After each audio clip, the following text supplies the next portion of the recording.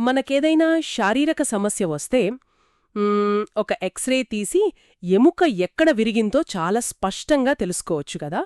Doctor ఒక తెల్లటి గీత చూపిస్తూ ఇదీ సమస్య అని ఈజీగా నిర్ధారించేస్తారు. అవును, భౌతికమైన సమస్యలు కనుక్కోవడం చాలా సులభం. కరెక్ట్. కానీ మన జీవితంలో అత్యంత కష్టమైన, సంక్లిష్టమైన లక్ష్యాలను సాధించే క్రమంలో మనం ఎదుర్కొనే మానసిక లేదా భౌతిక అడ్డంకులను స్కాన్ చేయడానికి ఏ ఎక్స్రే మిషను పనికిరాదు కదా. నిజమే. అసలు ఆ అడ్డంకులు ఎప్పుడూ కత్తిపట్టుకున్న శత్రువుల రూపంలోనే రానక్కర్లేదు కూడా. అదే కదా. ఒక్కోసారి ప్రేమగా పలకరించే ఆత్మీయుల రూపంలో రావచ్చు, లేదా అనవసరంపు పోటీల రూపంలో రావచ్చు, అసలు కంటికి కనిపించకుండా పాతాళానికి లాగే మన సొంత నీడ రూపంలో కూడా రావచ్చు. సో ఈనాటి మన లోతైన విశ్లేషణ కార్యక్రమంలో సరిగ్గా ఇటువంటి ఒక ఆసక్తికరమైన ప్రయాణాన్ని వెడమర్చి చూడబోతున్నాం. ఖచ్చితంగా ఇది చాలా డీప్ సబ్జెక్ట్. అవును.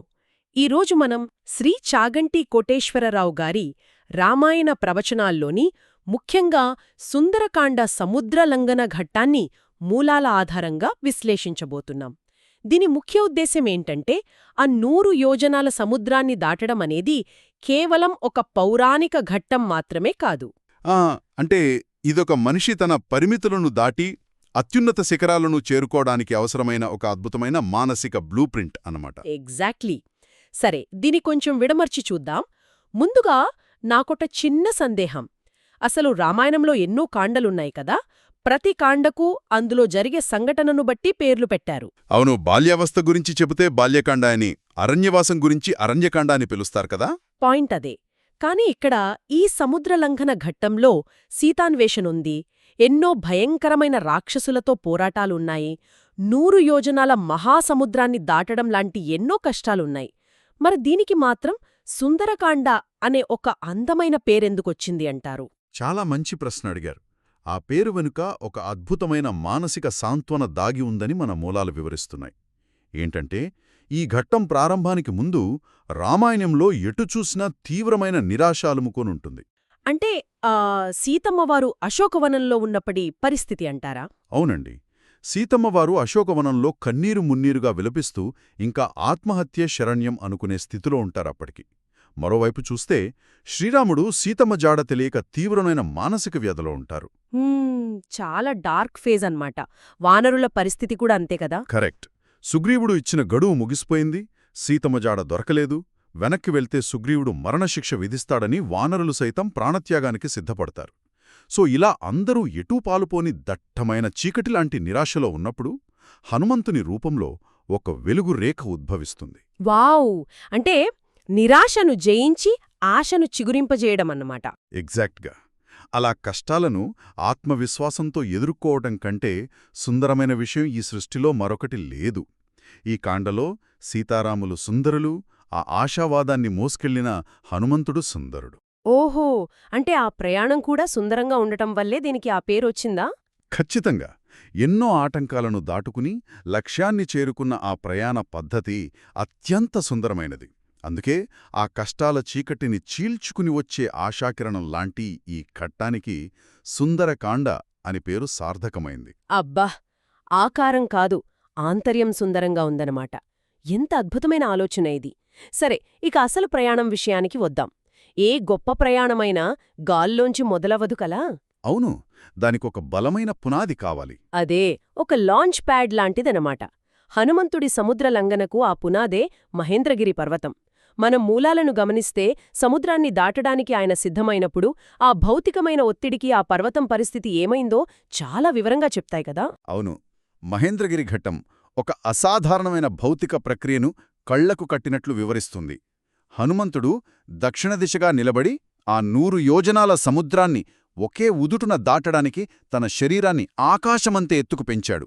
100 యోజనాలు అంటే ఇంచుమించు 800 మైళ్ల మహాసముద్రం కదా. అంత దూరం దూకాలి అంటే ఎంత శక్తి కావాలి? ఖచ్చితంగా. ఆ దూరాన్ని దాటడానికి అవసరమైన గతిశక్తిని అంటే కైనెటిక్ ఎనర్జీని పుట్టించడానికి ఆయన పాదాలు ఆ పర్వతంపై మోపిన ఒత్తిడి వర్ణనాతీతమని మూలాలు చెబుతున్నాయి. ఆ పీడనానికి పర్వతం పగిలిపోయి ఉంటుందేమో. పగిలిపోవడం మాత్రమే కాదు, ఆ ఒత్తిడికి రాతి పర్వతం కుంగిపోయి అట్టడుగునున్న శిలల్లోంచి భూగర్భ జలాలు ఊటలుగా ఉబికి వచ్చాయట. అక్కడి చెట్లు వేళ్లతో సహా పెకలించబడ్డాయి. జంతువులు భయంతో పరుగులు తీశాయి.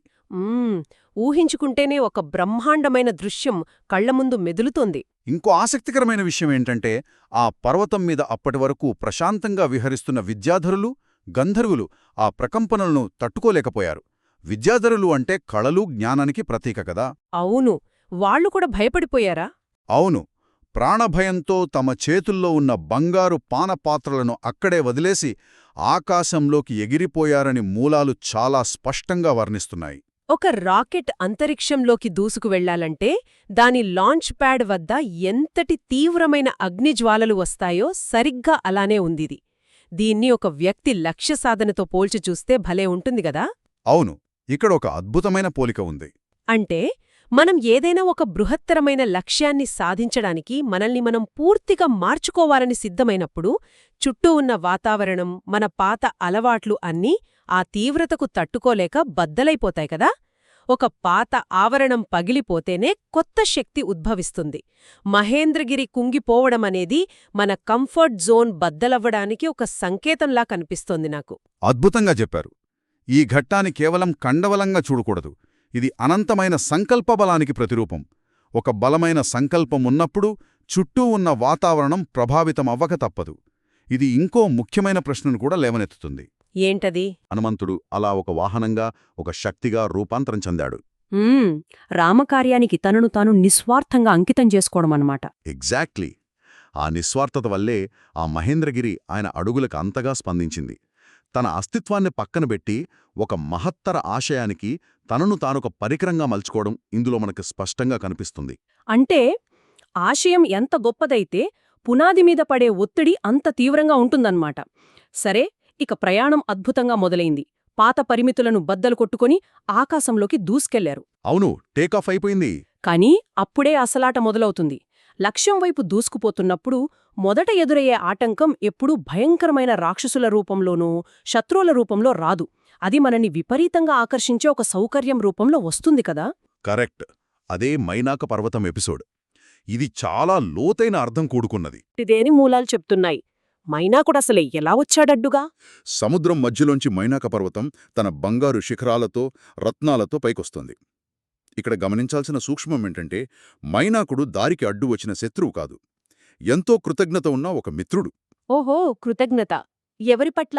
దీనికి 2 చారిత్రక కారణాలున్నాయి మూలాల్లో. మొదటిది, ఒకప్పుడు ఇక్ష్వాకు వంశానికి చెందిన సగరులు, అంటే సగర చక్రవర్తి కుమారులు ఈ సముద్రాన్ని తవ్వారు. కాబట్టి సముద్రుడికి శ్రీరాముడి వంశం పట్ల అమితమైన కృతజ్ఞత ఉంది. రాముడి బంటుకు సహాయం చేయాలనే కోరిక ఉంది. ఆహా, ఇక రెండవదేంటంటే కృతయుగంలో పర్వతాలకు రెక్కలుండేవట.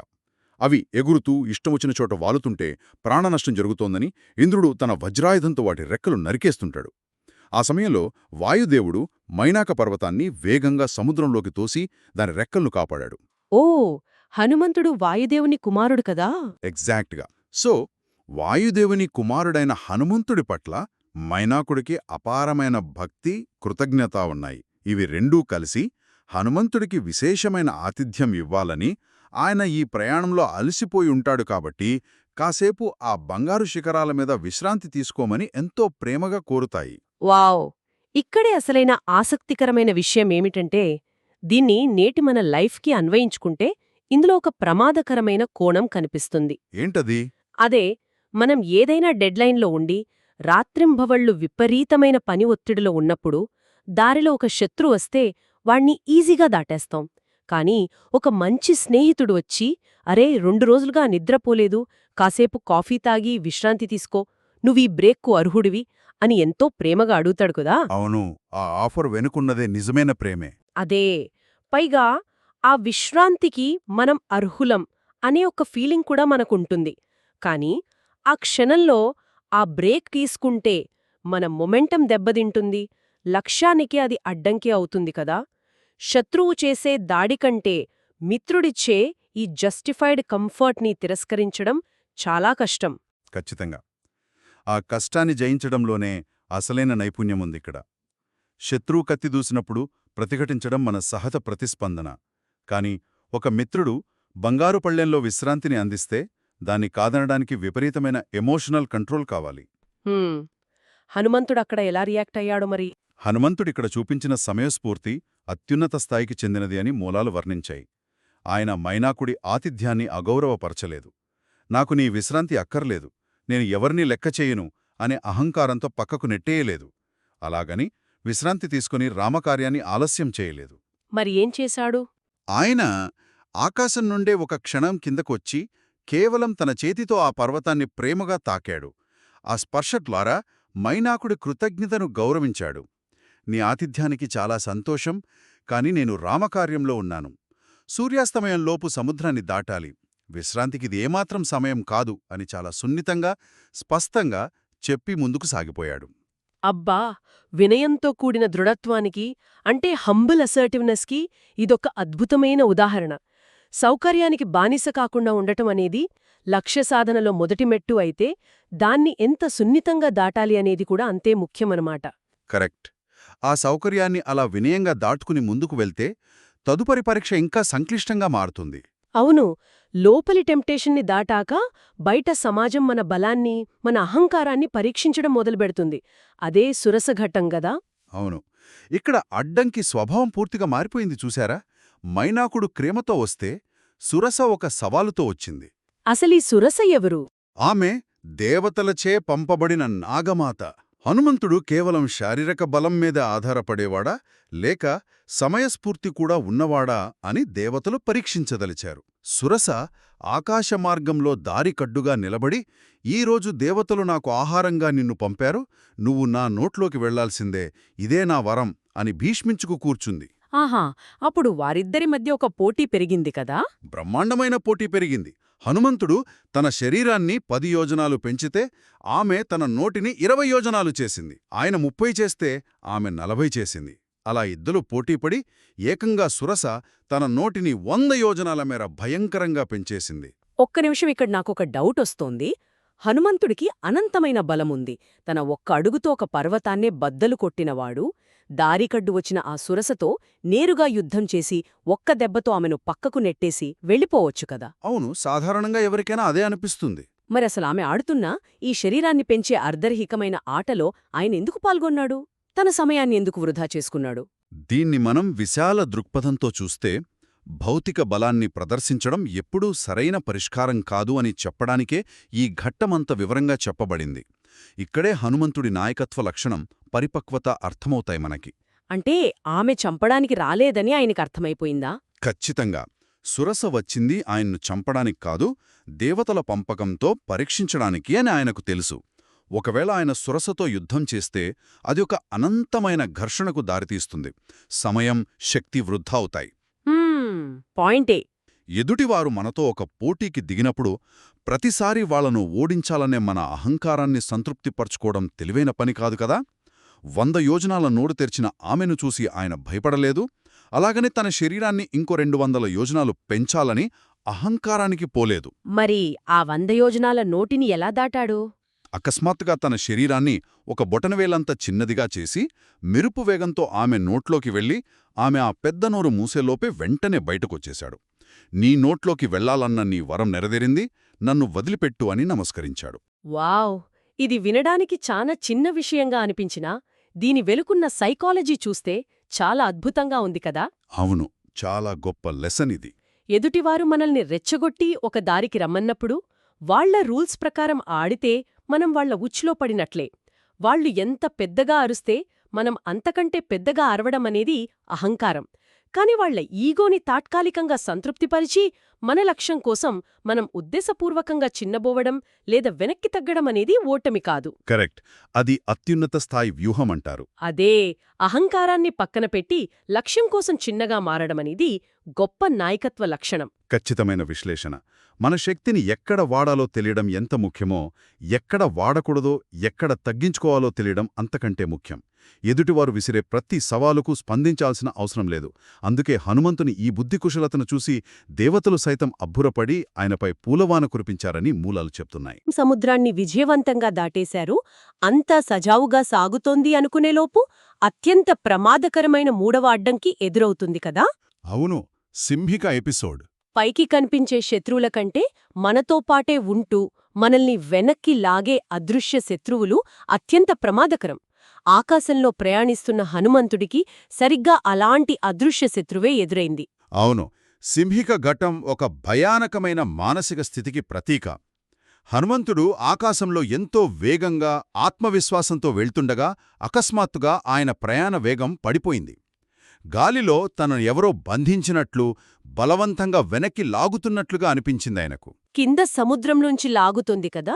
అవును, సముద్రం అట్టడుగున ఉండి ఆకాశంలో ఎంత ఎత్తున వెళ్లే ప్రాణుల నీడను, అంటే వాళ్ల ఛాయను పట్టి లాగే ఒక భయంకరమైన రాక్షసి ఈ సింహిక. ఛాయను పట్టుకొని లాగడం ఆమె నైజం. హనుమంతుడు కిందకు చూసి పరిస్థితిని అర్థం చేసుకున్నాడు. ఇక్కడ ఆయనెలా రియాక్ట్ అయ్యాడు? మళ్ళీ బుద్ధిబలం వాడియాడా?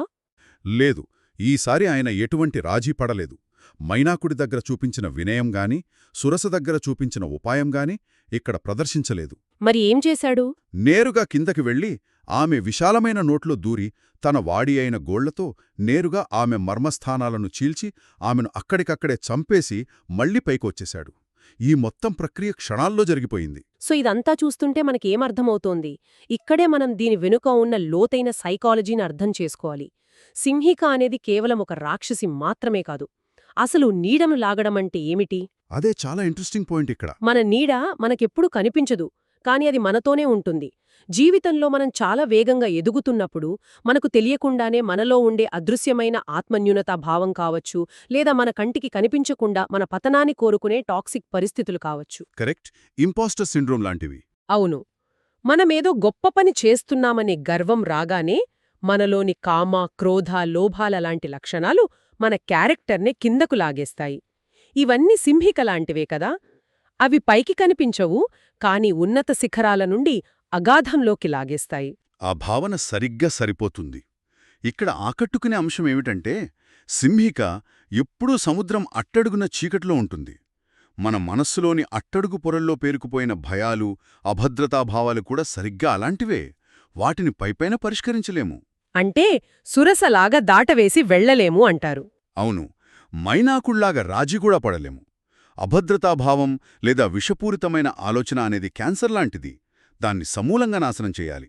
అందుకే హనుమంతుడు పైపైన యుద్ధం చేయకుండా ఆమె లోపలికి వెళ్లి మర్మస్థానాలను చీల్చేశాడు. అంటే మనల్ని లాగుతున్న ఆ సమస్య యొక్క మూలాలలోకి వెళ్లి దాన్ని నిర్దాక్షిణ్యంగా పీకేయాలి అన్నమాట. ఖచ్చితంగా. ఇలాంటి అత్యంత ప్రమాదకరమైన అడ్డంకుల దగ్గర ఉపాయాలు కాదు, నిర్మోహమాటమైన ఆపరేషన్ అవసరం అని ఈ ఘట్టం నిరూపిస్తోంది. అడ్డంకిని బట్టి ఆయుధాన్ని మార్చటం ఎంత అద్భుతమైన పాఠమిది. మైనాకుడి దగ్గర అది ప్రేమతో వచ్చిన ఆటంకం కాబట్టి గౌరవం చూపించాడు. సురస అనేది దేవతలు పెట్టిన పరీక్ష కాబట్టి అక్కడ వినయం, తెలివిని ప్రదర్శించాడు. కాని సింహిక ఒక ప్రాణాంతకమైన అడ్డంకి కాబట్టి అక్కడ ఎటువంటి కరుణ లేకుండా అత్యంత కఠినంగా వ్యవహరించాడు. ప్రతి సమస్యకు ఒకే మందు పనిచేయదు. సమస్య స్వభావాన్ని బట్టి మనం పరిష్కారాన్ని ఎంచుకోవాలనే జీవిత సత్యాన్ని ఈ సంఘటనలు అద్భుతంగా క్రోడీకరించి చెబుతున్నాయి. అవును కదా. ఆ సమయస్ఫూర్తి, ఆ స్పష్టతే హనుమంతుణ్ణి సముద్రం దాటించింది. ఈ మూడు ప్రధానమైన అడ్డంకులను తమ తమ స్వభావాలకు తగినట్లుగా దాటుకొని చివరకు దక్షిణ తీరాన ఉన్న లంబపర్వతం మీద హనుమంతుడు విజయవంతంగా కాలుమోపటంతో ఈ అద్భుతమైన సముద్ర లంఘన ఘట్టం పూర్తవుతుందని మన మూలాలు చెబుతున్నాయి. సో సముద్ర లంఘన అనేది కేవలం ఒక ప్రదేశం నుండి మరొక ప్రదేశానికి వెళ్లడం కాదు. అది అద్భుతమైన సమయస్ఫూర్తికి, కృతజ్ఞతకు, లక్ష్యం పట్ల ఉన్న శ్రద్ధకు ఒక ప్రతీక. అవును, 100 యోజనాల సముద్రాన్ని దాటి ఆ పర్వతం మీద నిలబడటమనేది మానవ సంకల్పానికి ఒక గొప్ప ప్రతీక. చాగంటివారి ప్రవచనంలో ఈ ప్రయాణమనేది ఒక సాధారణ సాధకుడు గొప్ప వ్యక్తిగా మారే క్రమంలో ఎదురయ్యే దశలను కళ్లకు కట్టినట్లు విశ్లేషించారు. ఎపిసోడ్ మొదట్లో మాట్లాడుకున్న ఆ ఎక్స్రే మిషన్ ఉదాహరణకు మళ్లీ వద్దాం. శారీరక సమస్యలు బయటపడినంత సులభంగా మానసిక లేదా జీవిత లక్ష్యాలకు ఎదురయ్యే అడ్డంకులు బయటపడవననుకున్నాం కదా. కాని ఈ లోతైన ప్రయాణం విన్నాక ఒక స్పష్టత వస్తోంది. ఏంటా స్పష్టత? మన జీవితానికి ఆ ఎక్స్రే తీసే డాక్టర్ మరెవరో కాదు, మనమే కావాలి అని. ఖచ్చితంగా చెప్పాలంటే మన అడ్డంకుల స్వభావాన్ని గ్రహించగలిగే అంతర్దృష్టిని పెంచుకోవడమే నిజమైన పరిష్కారం. అప్పుడే మనం సరైన విధానాన్ని ఎంచుకోగలం. నిజమే. సమాచారాన్ని శ్రోతల దైనందిన జీవితాలకు అన్వయించి చూస్తే మనం కూడా ప్రతిరోజూ మన ముందున్న 100 యోజనాల లక్ష్యాల సముద్రాన్ని దాటుతూనే ఉంటాం కదా. ముగింపుగా ఆలోచిస్తే ఈరోజు మీరు మీ లక్ష్యం వైపు ప్రయాణిస్తున్నప్పుడు మిమ్మల్ని ఆపుతున్నది ఏది? విశ్రాంతి తీసుకోమంటూ ఆకర్షిస్తున్న మైనాక పర్వతమా? మీ అహంకారాన్ని రెచ్చగొడుతున్న సురసా? లేక మీకే తెలియకుండా మీ నీడను పట్టిలాగుతున్న సింహిక? చాలా వ్యాలిడ్ క్వెశ్చన్ ఇది. అవును. మీ ప్రయాణంలో మీరు దాటాల్సిన ఆ అడ్డంకి ఏమిటో ఒక్కసారి ఆలోచించండి. దాన్ని నిశితంగా నిర్ధారించుకుని సరైన అస్త్రాన్ని ప్రయోగించడమే ఏ సముద్రాన్నైనా దాటగల ఏకైక మార్గం. మరొక ఆసక్తికరమైన విశ్లేషణతో మళ్ళీ కలుద్దాం. అంతవరకు సెలవు.